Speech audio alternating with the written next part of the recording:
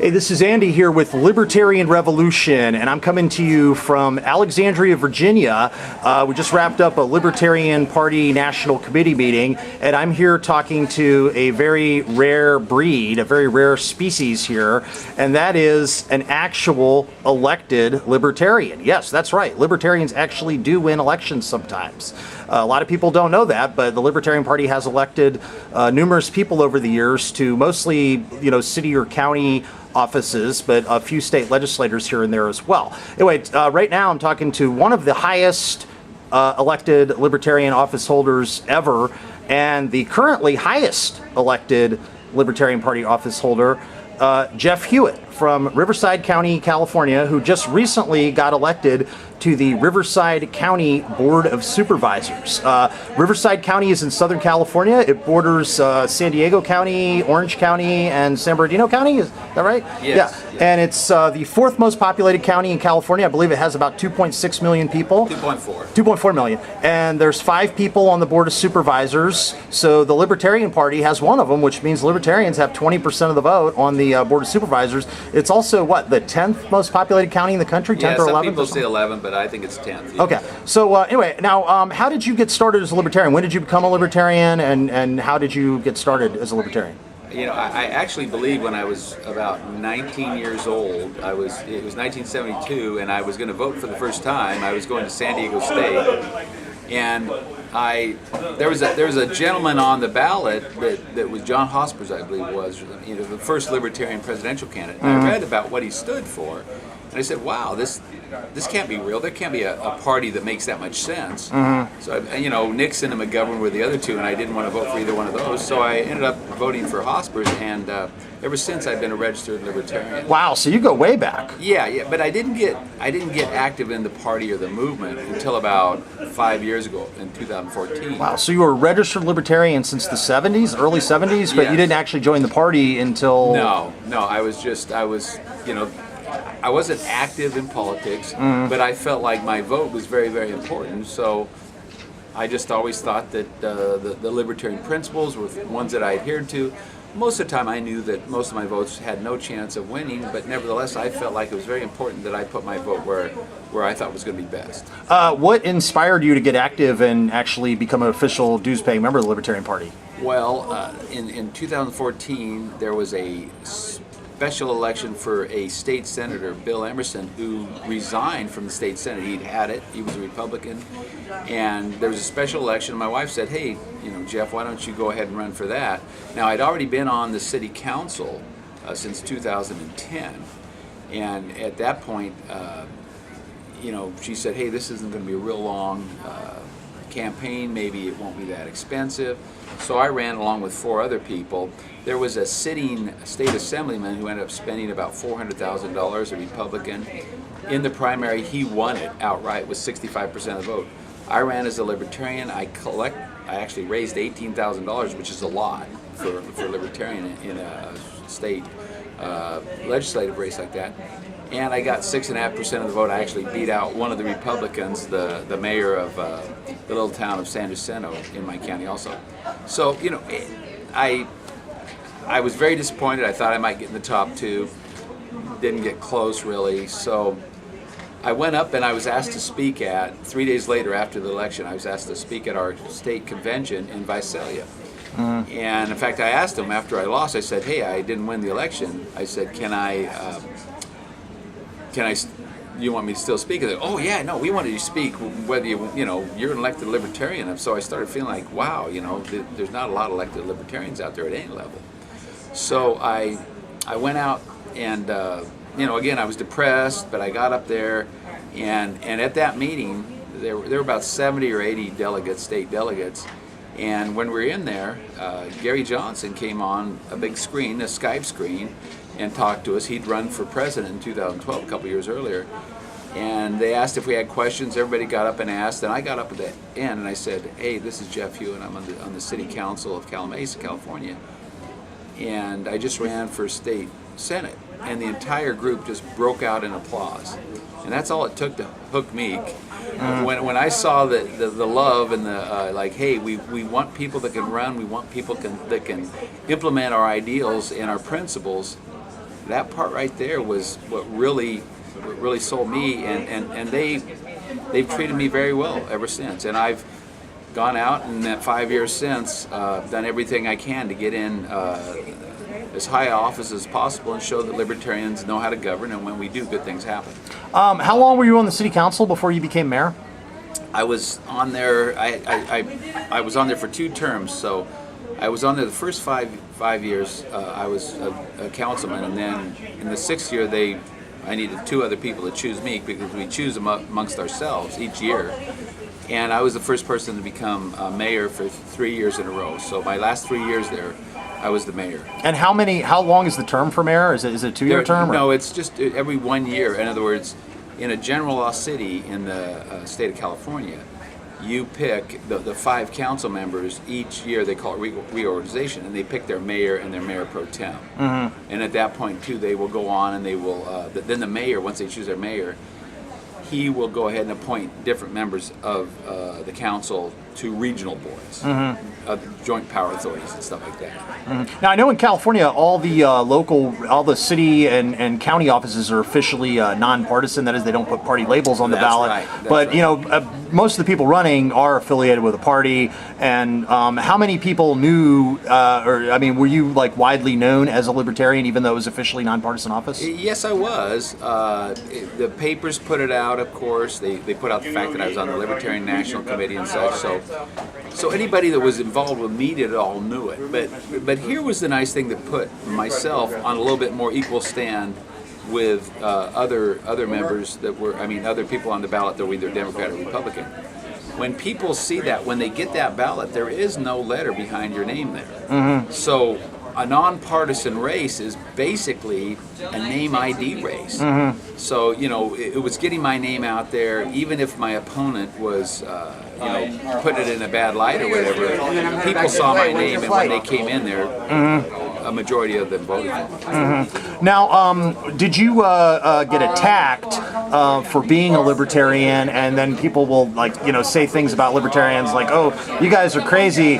You want to have heroin machines at preschools, daycare centers, and little kids to walk around with machine guns?" Or did people take the most extremist positions and then try to use it to make you sound like a nut? Not at or all. anything? Actually, there was only one time when I was at a political event. It was a big charity ball for a huge charity, and my opponent was there too. And there was a gentleman that came up and seen his total dishonest ad incorporating Rachel Maddow. Oh, we got to talk about that in just a moment. Yeah. And so, this guy goes, "Oh, you like Rachel Maddow?" And he was in a wheelchair, and he was just all mad. I said, "Hey, look," I go, "what you need to do is go on YouTube and see the entire interview, and you'll see how dishonest in fact, here he comes right now." And my opponent was walking by, and I said, "Hey, come here," and I said, "So why don't you tell this gentleman how you edited that YouTube interview?" He goes, "No, I didn't touch it, or we got it right off it."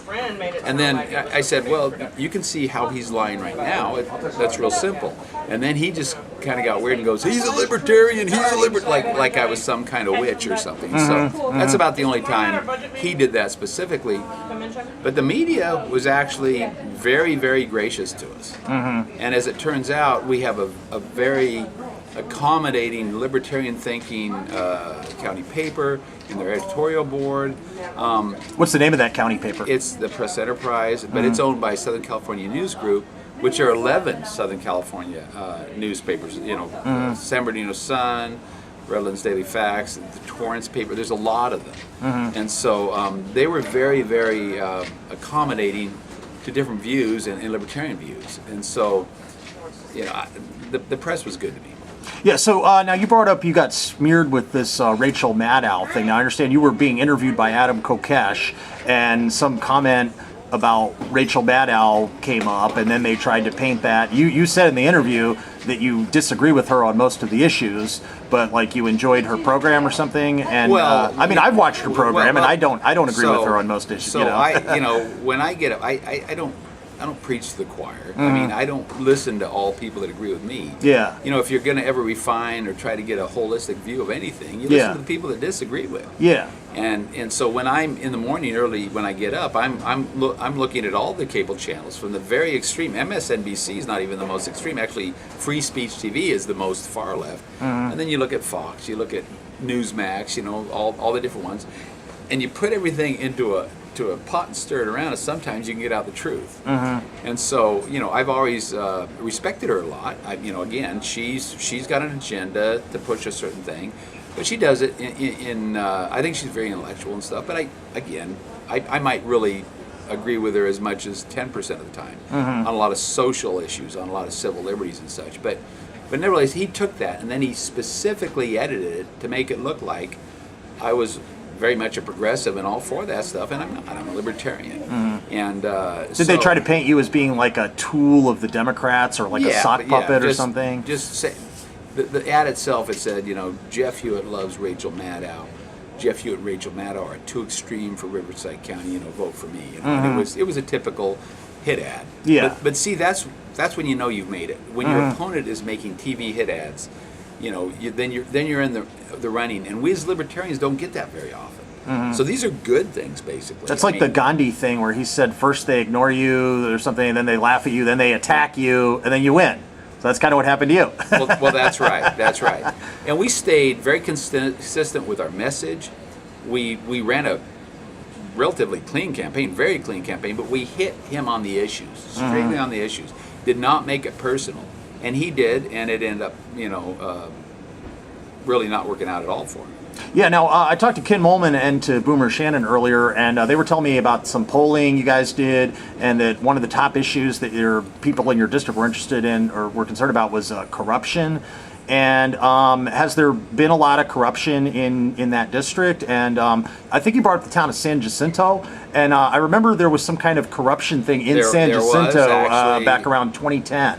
And like the mayor and three city councilors got booted out of office. Yeah, there were 4 of the 5 were all indicted on. Yeah. I believe it was, and again, I can't quote you, but there were some issues with developers and getting houses bought and making, you know, your garden variety type of corruption. And so, you know, we haven't had corruption around our county. Is San Jacinto in your district? Yes. Okay. No, it's not in my district. It's in the county. Just outside. It's in the county. Okay, it's nearby. Just outside my district. Yeah. But there's, you know, the city of Beaumont that is in my district had made a lot of news where there were 6 of their top, you know, their city manager and a lot of their department heads were all actually indicted and ended up paying some big fines and having ankle bracelets.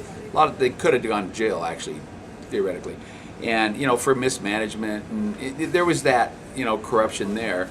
But again, compared to say Chicago or New York or something, I'd say we have a very low level of corruption. But corruption shouldn't be anywhere. And I'll tell you what, in my eye, you know, you've got the typical Hollywood type of corruption where you're taking a bribe in a back alley. A politician is taking a bribe.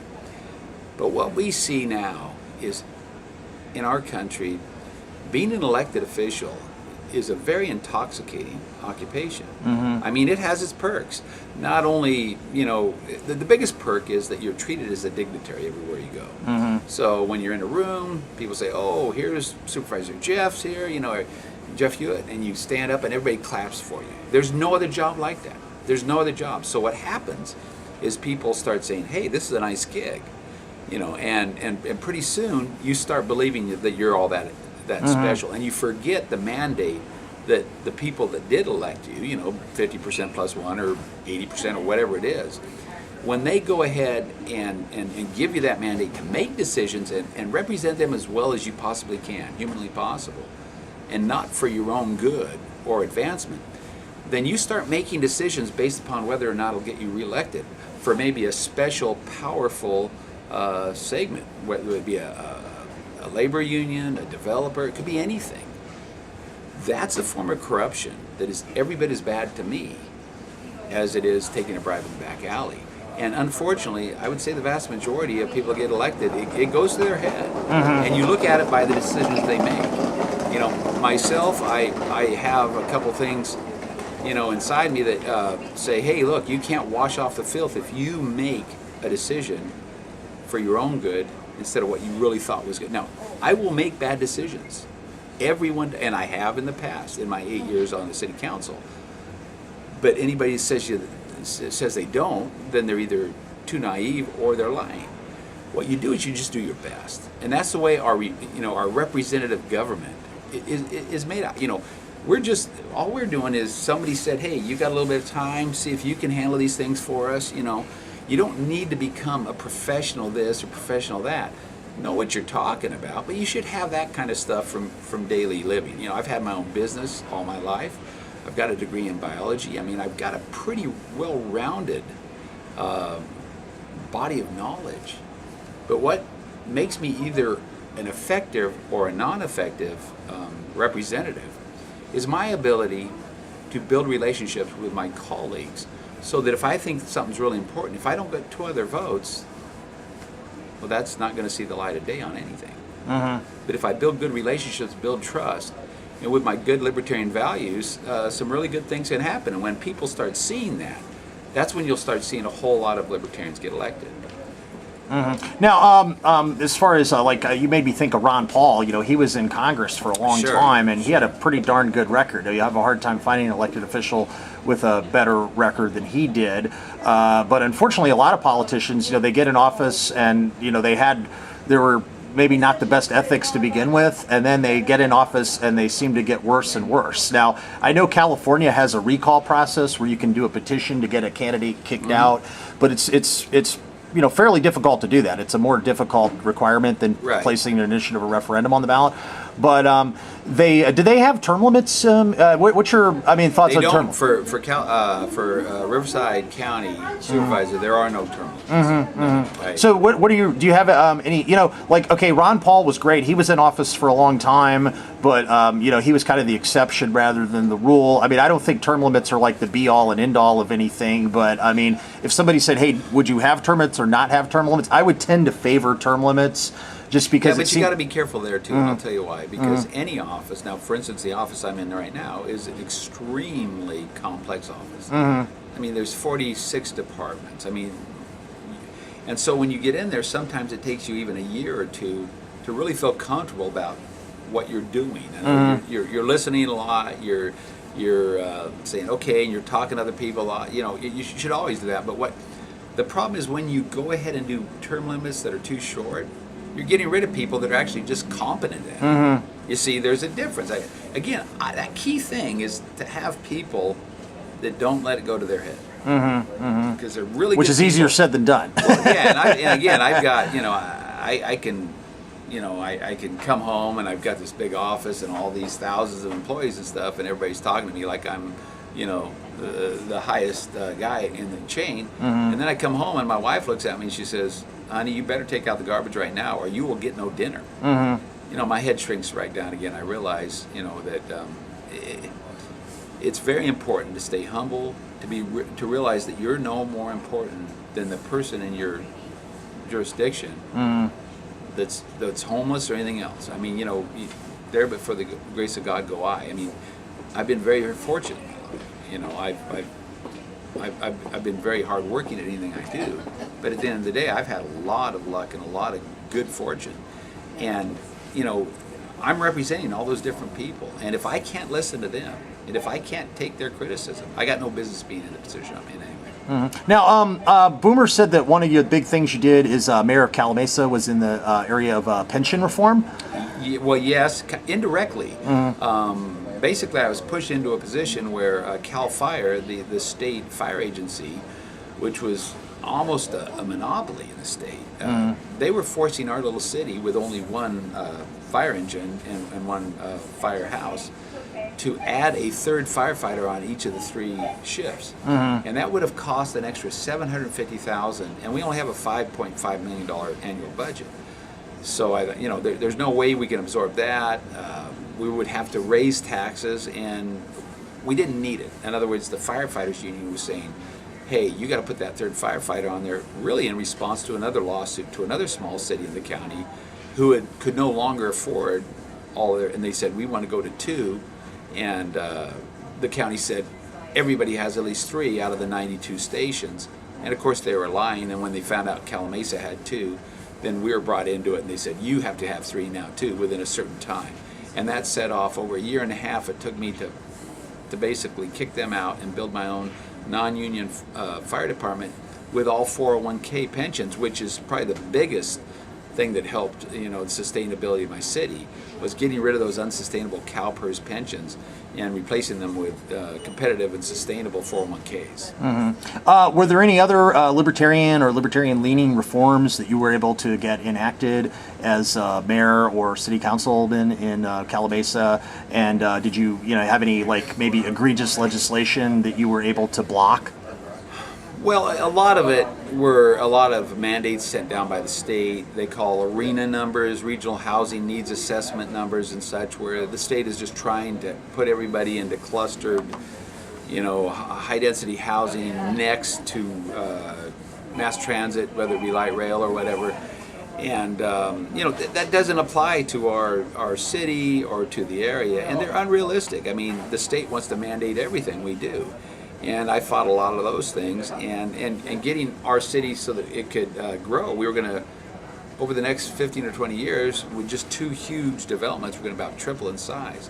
So going out there and trying to get water companies, the wholesaler, which was the state water provider, and also the retail one together to get a water service agreement for these another 7,600 homes in just one. There's about 13,000 homes in these 2 developments. See, so it was, we only have 8,500 residents to begin with. So that took a lot of work. Just a lot of governing is getting people in the room and working together. And being on the planning commission for 6 years before that. Oh, so you were on planning commission for 6 years, then you were on the city council, and then you were mayor? Yeah, that's what. Wow, that's a long. Well, so that's what makes me, believe it or not, pretty well qualified for the job I have now, which is a lot more complex. Yeah. Had I not done that, had I just come in from some other, being a pool builder and then boom, I got elected, I'd have a tough time. But see, all 3 of those bodies had 5 members in it, so 5 members is my comfort zone. And I do very well on that. But it's a matter of having good arguments, being persuasive, to let people know, hey, we don't always have to do the things that are cynical and everything. We can do better, and we can get more bang for the buck on the services, raise the level of services. But see, I'm very much a pragmatic libertarian, and I love my radical guy. I like Adam Kokesh. I love Darryl Perry. All the different ones that we, Arvin Vori. They keep us going in the right direction, but pragmatically, I try to do the things that give the vast majority of people a chance to see what limited government and the way that enhances our and enlarges our own personal freedom can work in real time. Yeah, well, I'm pretty radical myself, but I'm kind of like a pragmatic radical, because I recognize that you're not going to go in and just push a button and now we're going to have the anarcho-capitalist libertarian utopia. There's only there's only so much one person can do in some of these offices. So you have to be realistic when you go into those things. So I see exactly where you're coming from. Now, did you get any help or advice from anybody else who'd been elected as a libertarian in California? Like I know there's Art Olivier, who got elected to the Bellflower City Council and the mayor of Bellflower, which is a city of 70,000 people, and then he later went on to run for vice president and governor as a libertarian. Did you talk to him or anybody else in California? It's interesting you say that. I met Art Olivier for the first time, I think it's a month ago or so. Okay. We had a fundraiser down in Long Beach, and he ended up sitting right next to me. And what a neat gentleman he was. In fact, we had Judge Jim Gray, so we had 2 former VPs in that room. But I've basically. There's another libertarian right there in my county, Susan Marie Weber, who's the mayor of the city of Palm Desert. How big is Palm Desert? Isn't that bigger than Calimesa? We're the second smallest city in Riverside County. Okay. But Palm Desert's I believe it's about 50 to. Yeah. It's at least 50,000. It could be as much as 60 or 70,000. Okay. Wow. But she's been on, and they kind of rotate out there. See, ours doesn't rotate. I could have been mayor as long as I stayed on there if I got those other 2 votes. But they also, John Inks, he was the third member that there were only 3 overtly libertarian people on city councils in California. And John Inks, we talk a little bit about, he was Mountain View up there where... that's up in Northern California. Yeah, that's Google or whatever is there. Yeah. And so, but when Susan and Marie and I get together and talk, we talk for an hour because it's so nice because there's so few of us that, are elected on a city council or whatever and are truly libertarian. Palm Desert, is that also in Riverside County? It is in Riverside. Is she in a different Riverside? She's in District 4. I'm in District 5. Does she have any plans to run for the Board of Supervisors? I don't know at this time. Yeah. No, you'd have to talk to her about that. But we're always looking for people that, and again, I look for anywhere from 18-year-olds up to 55 or 60-year-olds who want to get started and get on a planning commission. Get in any kind of appointed role to where in a couple of years you build up some trust. Remember, everything's about trust. I've made this comment several times. Why you never go to a doctor that hung out his shingle, and you go up to him and ask him, you say, hey, do you have which medical school? I didn't go to medical school. Well, how long have you been a doctor? Well, I just hung up the shingle yesterday, and didn't have any experience. Well, you wouldn't go to that doctor. So you can't ask people to vote for someone who just says, hey, I'm going to be senator or congressman, and then they ask you, well, why should you be? Well, I've got libertarian values. Well, you don't know, you would be deer in the headlights when you get in there. Yeah. I've got between 6 years on the planning commission, 8 years on a city council. I have 14 years. That's about the same amount as someone to become a doctor in a specialty. And this is what I tell people: get going, build your trust, build your name up, and before you know it, you're in a very influential position, and you can affect change in a positive way for your constituents. And that's what I try to tell people. Don't swing for the fences. Get something done. Build a resume. Yeah, well, the way I look at it is like libertarians running for president or governor or senator or even U.S. House are not really in winnable races anyway. And so they're kind of running more educational campaigns, and that's party building campaigns. And but you're running for what you were running for was a winnable race. Yeah, and I'm running to actually change things in Riverside County for my constituents. But running for and I'll tell you, a guy like Ron Paul or a Gary Johnson, like you say, it's more of an educational thing because they get a lot of that national exposure, and then people go, wow, so that's what libertarianism is. That's what a libertarian is, And so, it's an important thing. Are we going to win within 4 to 8 years? Probably not. But I'll tell you what, we will have very good chances of winning in 12 or 16 years if a lot of people keep doing what I did and start, be patient and get some street cred, everything else. Get out there, learn how to govern. Yeah. So like the people running for those big offices are kind of running more educational campaigns, and also in some states, if they get a certain percent of the vote, it can get the party ballot access. So that's another reason to run. But the things like the city offices, the county offices, and the school boards, maybe even state legislature at most, are your winnable races. That's where you need. And we've got a program where. And Bethany Valdez up in Wyoming, I don't know if you're familiar with her. I am. Yeah. Amazing story. Great candidate. Got to meet her recently up in came very close City. To getting elected. Isn't it like 50 votes? Well, she was declared the winner for about 45 minutes. Then they found 500 other votes. Yeah. Or whatever, but those are the ones we can win. Those are the state houses we can win because they don't take a lot of money. We get some great candidates like her. And, then you'll see. Now, they still have some political ability to change things, but they're more symbolic in the sense that when you start seeing that, then we'll see a lot of flips because we have a lot of Republicans and Democrats right now that are not happy with their parties. But once they see that they can switch over to our party and they can win again, they're not banished because they left one of the 2 major parties.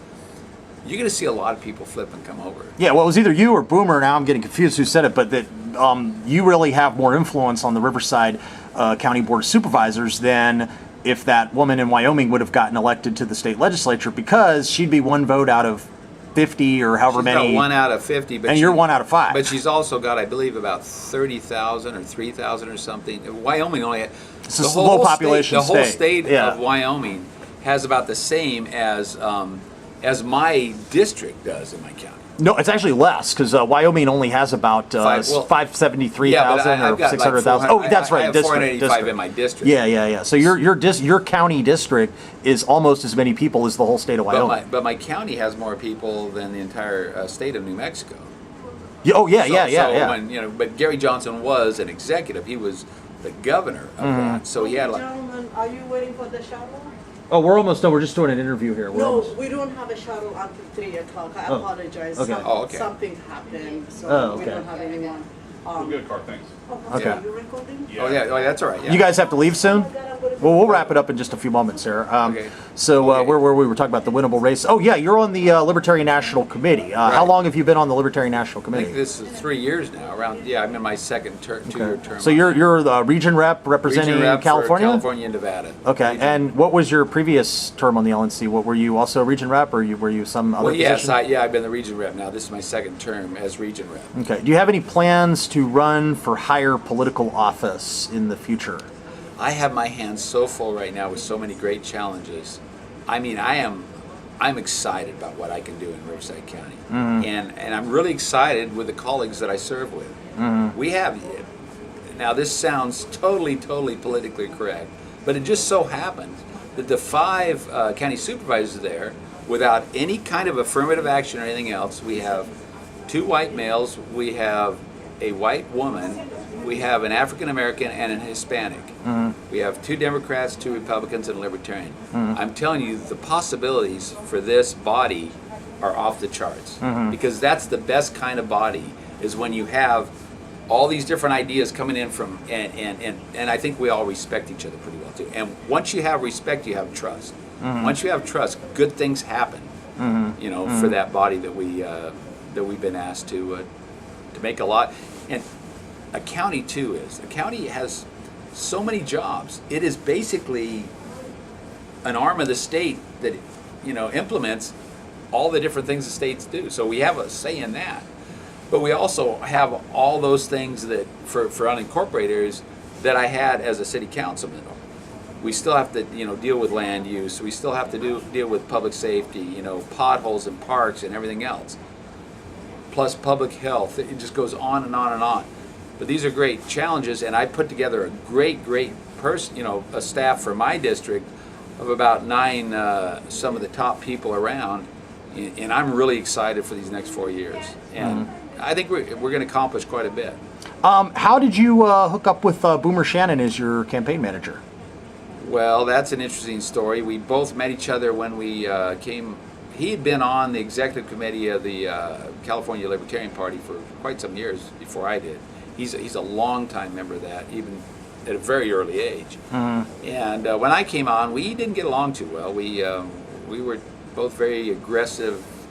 We had to be the boss kind of thing. And I think after about 6 months, we realized that we had a lot more in common, and we became friends. And when I needed someone to really step in and take my campaign to the next level, it was obviously the right choice. Well, I was just interviewed Boomer before I interviewed you, and it sounds like he might be, if he's not already, he's on his way to becoming maybe the top libertarian campaign manager in the country. Well, I would say that if anybody, but I have pictures of him, so I have him for a while, and I'm not going to. For all those out there that think they can have him right now, I'm telling you, He's working for you still. He's very valuable as far as running a team and a lot of things. But with what he pulled off, I would say if not the top, he's certainly in the top 3 for the country. You don't want to give him too big of a head. Yeah. All right. Well, I guess we'll wrap it up here. Just in closing, do you have any websites you want to plug or any closing statements? God, I don't even take care of websites so much. But you know what? Hey, I'm going to tell you this: you can only accomplish what you dream. And all those people that aspire out there, whether you're just coming out of college or out of high school, whatever else, and you don't like the way to see the, with out of control debt and everything else, get involved in the Libertarian Party. This is the party, and this is the movement that has solutions and it is for the future. It embraces technology and everything else. And if you want to get involved, get a hold of your local affiliate, whether it be county or state or anything else, and start your journey. And I'll tell you what, I'm 65 years old. I've got 6 kids, a whole lot of grandkids, and this is the most satisfying part of my life, is elected office, because you really get to quit your complaining and get out there and change things in a positive way. And actually, while you were saying that, I just thought of one more thing I wanted to bring up. I came in the Libertarian Party back in the 90s when Harry Brown was running. Sure. And the party was really growing a lot, from 96 up to 2000, 2001. The party went from having something like 16,000 dues-paying members all the way up to close to 34,000 dues-paying members. And then I remember in 2003, the Libertarian Party had over 600 people elected to office. Right. And back in the 90s, they elected 4 people to the state legislature in New Hampshire. And in 98, they elected somebody else to the legislature in New Hampshire. And then in 2000, they elected somebody to the legislature in Vermont. But that person switched to Republican a few months into their term. So anyway, it seems like in some areas, the Libertarian Party's gone through ups and downs. But those high marks were like a long time ago.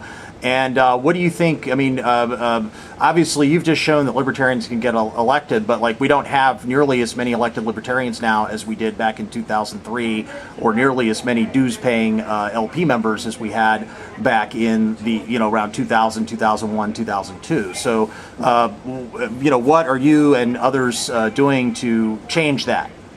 Well, all I can do is do what one person can do. Lead by example, I guess. But I'll tell you what, I'm never leaving the party. This is who I am. And a lot of people come in and try and said, hey, you can't do this. No, I've proven that you can. You got to stay true to what you are. And when people realize that, you're going to see a whole onslaught. Because as we show more and more that not only can we win, but we can change things in a positive way. I think you're going to see a lot of people. And let's face it, this is the sexy party. This is the one. We're the ragtag. We're the Han Solos and everything else. These other two parties, Fighting the Empire. These other two parties Star have Wars. become the Empire. And I'm telling you, they are exactly the same. They want bigger and bigger government. They want to control your life more and more. We as libertarians, we're the only party that really believe in you and your ability to run your own life. And we think most people are not only inherently good, but they can be trusted when given the freedom. It's amazing how people react when all those shackles are taken off. They start behaving in the right way. You can't believe that we can have a libertarian society without believing that most people are good. So, and for those who think that people are bad, do you want those bad people getting in positions of power over your life? You know what I mean? no, and if there's somebody that honestly goes out there and does not change their evil ways, then we do have places for them, and it may include a pen. They might have to go to jail because, libertarians not only believe in more freedom, but they believe in being responsible for your actions too. And that's the part that we fail to mention a lot. I mean, to me, we're selling your ability to fail. Because everybody goes, what? You want failure? Of course I want failure. Because if you're failing, that means you also have the ability to succeed. And someone else is succeeding, and you're becoming more wise, and you will eventually succeed yourself. And that's what we have to push, not only to our kids in school, but to everybody that wants to go ahead and thrive. And we need to take the human race to a higher level. And I think we can do that under libertarian in a libertarian society. All right, well, it's been a great interview, and I hope this gets passed wide and far because the public needs to see that libertarians can get elected, because a lot of people don't know that. So if you're watching this video, please pass it around and tell people, if people ask you, well, what offices do libertarians hold, say, hey, we've got, Riverside County Board of Supervisors, 4th most populated county in the country, Jeff Hewitt. So everybody out there watching this video, please pass this around, and thanks a lot to Jeff Hewitt, and I guess we'll wrap it up. Thanks. Hey, thank you.